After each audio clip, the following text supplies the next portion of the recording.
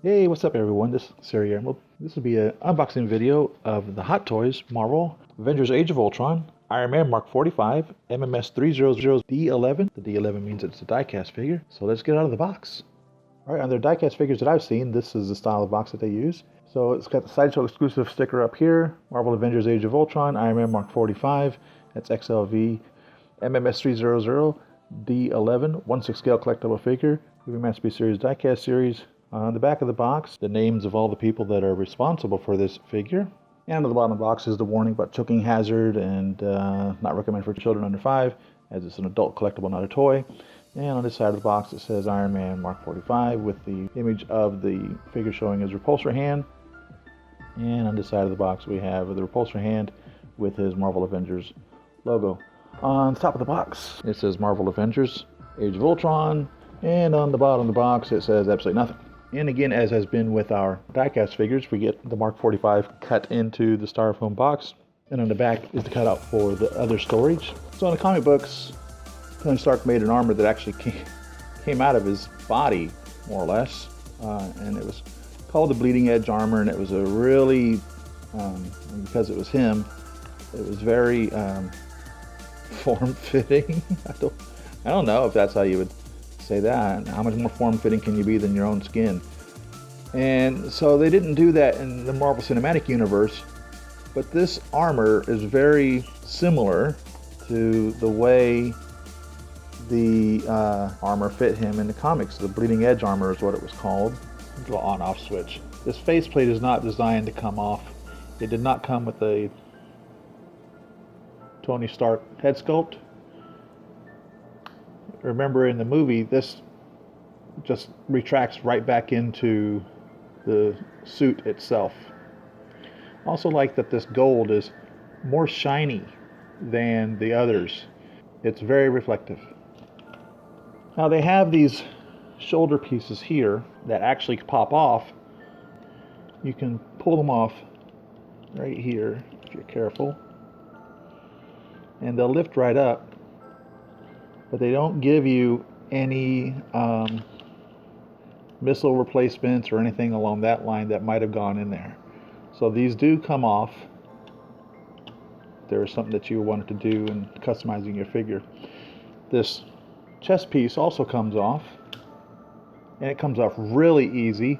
Instead of the posts that normally are in the center, that's clips on the outside. And they really did a nice job of creation, or the design of him right there. It's pretty cool. It's different from the others. This is the alternate battle damaged chest piece, and it just snaps right on here. Real simple. Almost too simple.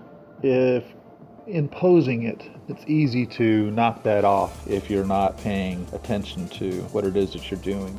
The neck moves a little bit, but the head moves on the neck a lot more. So it'll shift forward and shift backwards, enabling you to get him to look down quite a bit, and or to get him to look up quite a bit, which will be good for flight poses. The arms have a lot of movement in the shoulder here. It goes in a lot, and then it pulls out a lot, giving you the opportunity to put this into a myriad of poses, and it's really designed a lot better than the others that had this type of feature. This one really works really well. And of course, this bicep rotates. You can pull out the arm right here, and in doing this, it gives it a greater movement into this position here. So you can pull it past what would be 90 degrees right there by extending the elbow or the forearm out from the upper arm. When it's pushed in as such, you don't get to go past probably 85 degrees. It doesn't go to a whole 90. So you can pull that out. Right here, you can see this little piece right here There's a little latch there. I use my fingernail, or you can use the included little plastic flat screwdriver they give you. And you pull this up,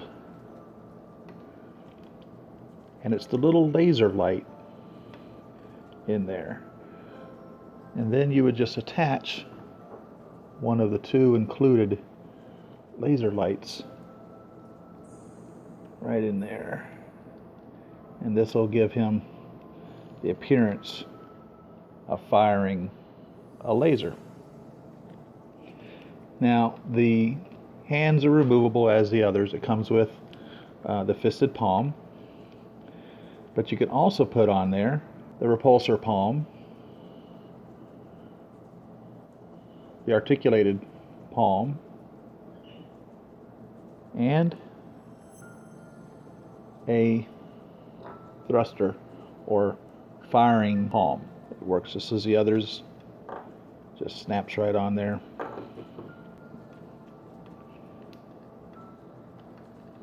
Now, when using the laser, though, you won't be able to use any of the hands that come up because it comes out of there. So you'll consider your posing when doing that. The waist has two portions where it separates at. It separates here, and it also separates here. They have a little flap that moves up out of the way. So when you're doing ab crunches, as such, and you see how far down you can actually bend. Let's get this arm out of the way. Put him back into a, let's put an articulate hand on here.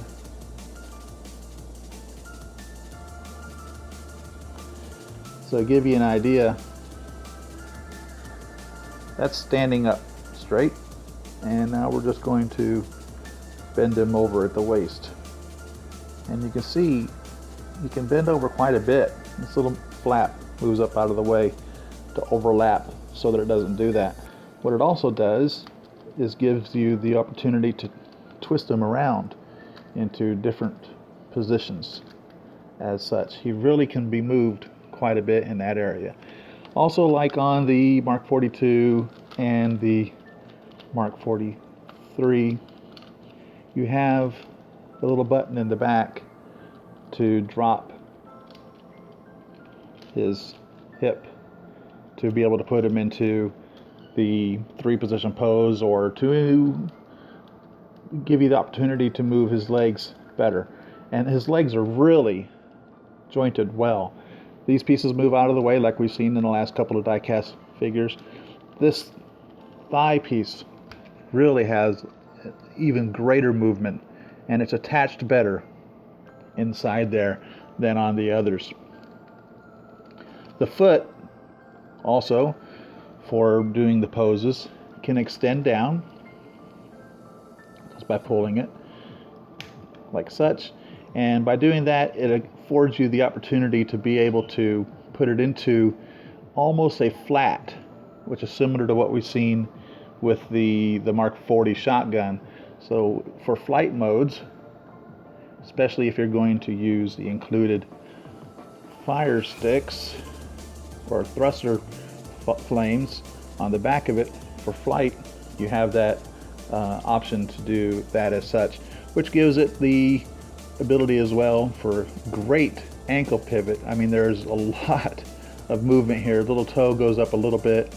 These pieces move up and out of the way for posing.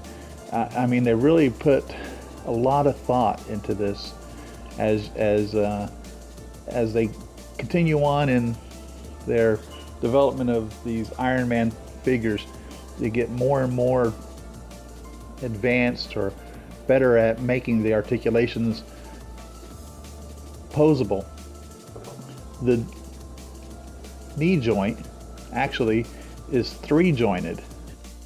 So the first one bends about that far, first joint does, and then you have a second joint right in here that'll bend that far, and then you have a third joint right in here that'll bend it up to that far. So you can almost get up there to kick his own butt in that regard. That's pretty cool.